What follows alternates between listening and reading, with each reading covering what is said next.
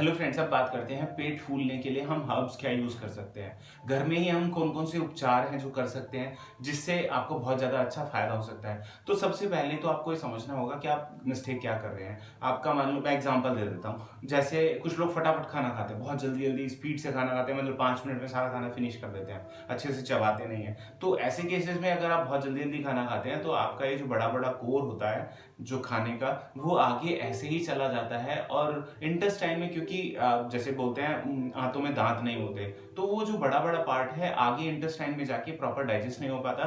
जब वो डाइजेस्ट नहीं होता तो वो सड़ने लगता है, जिसकी वजह से गैस बनती है, पहली चीज। दूसरा होता है कुछ लोग पानी नहीं पीते। अब अगर आप पानी नहीं पियेंगे तो इंटेस्टाइन को जो काम, जैसे मान लीजिए आपको मिक्सी में कोई चीज पीसनी होती है और बहुत ज्यादा अगर वो जैसे सूखी है तो हम थोड़ा पानी डाल के उसको पीसते हैं। इसी तरह से इंटेस्टाइन को काम करने के लिए भी हमें पानी की जरूरत होती है। अगर आप पानी बहुत कम पीते हैं तो आपकी इंटेस्टाइन ड्राई हो जाती है और प्रॉपर फंक्शन नहीं कर पाती। तीसरा होता है बहुत लोग बहुत तला हुआ भुना हुआ ऐसी चीजें खाते हैं और रेगुलर बेसिस पे ज्यादातर खाते हैं, तो ऐसे केसेस में उनका लीवर और इंटेस्टाइन बहुत ज्यादा वीक पड़ जाते हैं और स्टमक में भी खराब होने लगता है हाइपर एसिडिटी की वजह से। क्योंकि जब आप ऐसा तला हुआ खाना खाते हैं तो उसको डाइजेस्ट करने के लिए जो बाइल का सिक्रेशन होता है या जो स्टमक के एसिड का सिक्रेशन होता है वो ज्यादा होता है, और वो ज्यादा फंक्शन करने की वजह से अगर आप बार बार उसे ज्यादा ज्यादा फंक्शन कराते हैं तो वो थक जाता है और ऐसे केसेस में आपका डाइजेशन पुअर हो जाता है। तो फिर आप नॉर्मल खाना भी खाएंगे तो उससे भी आपको गैस फॉर्मेशन होगा। बहुत लोग बताते हैं कि हम तो कुछ भी नहीं, बहुत सिंपल खाना खाते हैं तब भी हमारा पेट फूल जाता है या हमें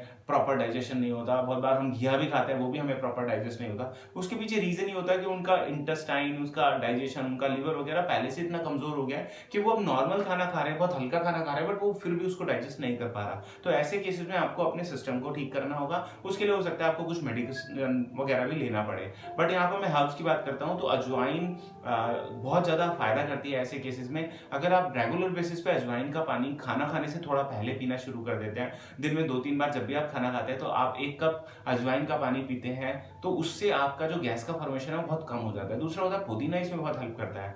आप पुदीने के पत्तों को पानी में बॉईल करके अगर दिन में 2-3 बार लेते हो तो वो बहुत ज्यादा फायदा करता है। तीसरा होता है कि अगर आपको मतलब गैस भी बनती है, डाइजेशन भी डिस्टर्ब है और भूख बहुत कम लगती है, तो ऐसे केसेस में आपको अदरक बड़ा हेल्प करती है। आप अदरक को थोड़ा सा कद्दूकस कर लीजिए, उसको पानी में बॉईल करिए, उसको ठंडा करके खाना खाने से पहले या खाना खाने के बाद आप कभी भी ले सकते हैं। खाना खाने के बाद लेते हैं तो हल्का सा गर्म लेना चाहिए उसको, गुनगुना सा।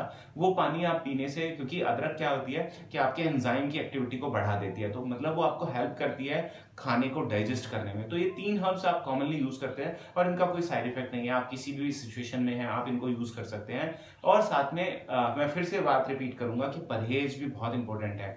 आप ये चीजें कर रहे हैं बट अगर आप परहेज नहीं कर रहे हैं तो आपको प्रॉब्लम हमेशा के लिए नहीं जाएगी, क्योंकि जड़ तो उसकी वही है, आपने आपकी गलत आदतों की वजह से वो प्रॉब्लम हुई है। क्योंकि बॉडी में एक सिस्टम होता है, बॉडी अपने को बहुत ज्यादा हील करती है, बट प्रॉब्लम क्या होती है, हम उसको ना तो हीलिंग का टाइम देते हैं ना हील करने देते हैं। फॉर एग्जाम्पल, किसी को मान लीजिए इसी की बात कर देते हैं, हाइपर एसिडिटी है। अब उसे पता है मेरे को एसिडिटी बनती है, बट वो फिर भी ऐसी चीजें खाता है जो एसिड को बढ़ाती हैं। तो उसको मना करो, बट क्योंकि वो एडिक्टेड है और हैबिचुअल है तो वो ऐसा ही करता है। तो ऐसे केसेस में लोगों को लाइफ लॉन्ग मेडिसिन लेनी पड़ती है। और साथ साथ क्या है, मेडिसिन का भी टेम्परेरी इफेक्ट होता है, क्योंकि मेडिसिन तो आपके उसको एलोपैथी में तो सप्रेस ही कर रही है, उसको ठीक तो कर नहीं रही है। तो अगर आपको ठीक करना है तो आपको ये हर्ब से तो रूट से ठीक करती है प्रॉब्लम को। दूसरा क्या है कि आप अगर अपनी आदतों को सुधारें, क्योंकि हर डिसीज के पीछे कोई ना कोई एक आदत होती है, कोई ना कोई आपका एक पैटर्न है जो आप डिस्टर्ब कर रहे हो बॉडी को, जिसकी वजह से डिसीज मैनिफेस्टेशन के रूप में, मतलब एक वो माइंड, आपका बॉडी बता रही है कि मेरे को ये प्रॉब्लम है, और उसके पीछे कहीं ना कहीं